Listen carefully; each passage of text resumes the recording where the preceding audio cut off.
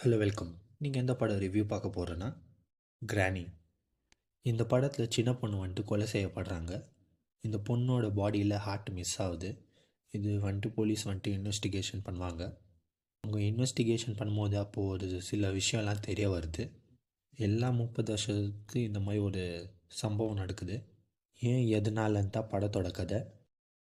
படத்தோட story starting பார்த்தீங்கன்னா ஸ்லோவாக தான் ஸ்டார்ட் ஆகுது. ஃபஸ்ட் ஹாஃப் வந்துட்டு நல்லாவே எடுத்துன்னு போகிறாங்க.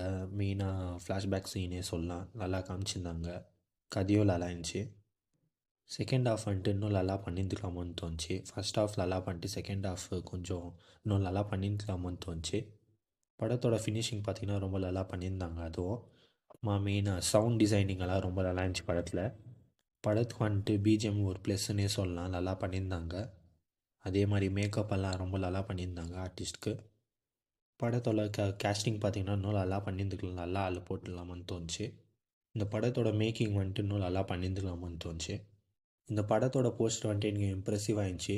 ஸோ அதனால தான் கொஞ்சம் ஈகராக போய் பார்த்தேன்.